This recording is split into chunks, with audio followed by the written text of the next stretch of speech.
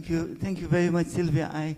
I'm sure you all heard what she said, and I would like to summarize that the effects of, first and foremost, there is a problem in the definitions. And these definitions, as you can see, there is a lot of overlap, even while we are presenting informations and data on effects on the family, on the child, on the woman, on the men, etc. And therefore she highlighted that domestic violence, spousal violence, intimate partner violence, gender-based violence, child abuse, child violence.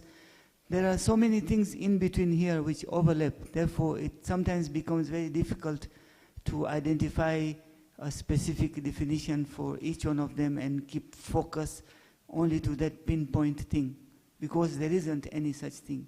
It always has a spillover effect. And in her presentation, you heard that intimate partner violence is closely related with poverty, with stunting. 33% of children who had stunting, 40% of school dropouts, physical appearance of a bruise on the body in 40% of children in secondary school, teenage pregnancy. It can lead to abandonment and child abuse. And that there are laws and policies, but they are in paper and not very much in practice. And even the government and traffic laws and regulations are not fully functional as one would want it to be. Thank you very much for this, and I hope I summarized well. I have, as a facilitator, I have an advantage of giving a first comment and a question. So please bear with me before I ask if there is any comment. As a pediatrician, you'll be wondering why a pediatrician is sitting here.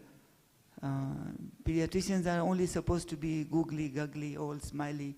All children are well, treat sick children, fix an IV drip. But I think it's far more than that in pediatrics, especially in general practice.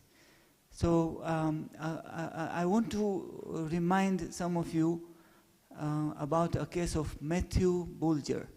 Matthew Bulger in 1994 is a very famous case in the UK, in London, where two 10-year-old boys dragged a 4-year-old boy from a supermarket, and then they took him all over the underground tube stations, and they hit him by stones, and they killed him. These two 10-year-old boys. Why did they behave the way they behaved? And then when they were put in child custody and found more investigations, it was found that they were watching a violent video. And both of them had broken homes because of domestic violence. And therefore there was a background of domestic violence and a movie that it was some cat and kitten, something kind of a movie they saw in a video, and they enacted the same thing on a child who was 4 to 6 years old, Matthew Bulger.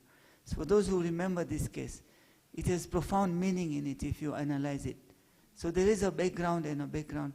And therefore you find school truancy, school violence, violence on the street, children hitting each other, abusing each other.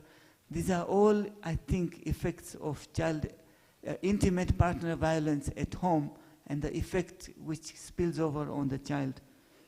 I don't know whether I would be correct, and therefore an answer from the audience or from you would be appropriate. And I'm sure you have psychologists, psychiatrists, and experts here.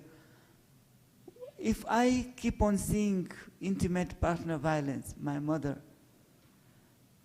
or the opposite side, my father being hit by one of the parents, and there is violence at home, would I be having signs and symptoms very similar to post-traumatic stress disorder kind of behavior?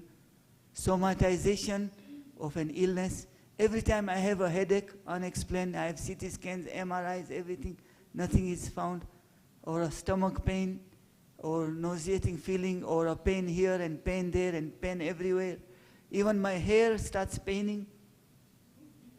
Is there a role there? Because in my practice, I had one child who had paralysis of the lower limbs. But when I put him in a secluded room, I started seeing him moving his legs. They weren't paralyzed. And then I called the mother in without the child, in absence of the child. I said, is there any problem at home? And then she started crying, and then I broke the ice, and she started narrating the whole story. And this child had undergone all possible investigations, including lumbar punctures and things. So the effect of intimate partner violence, domestic violence, can be much far-reaching, and maybe I can have that answers. So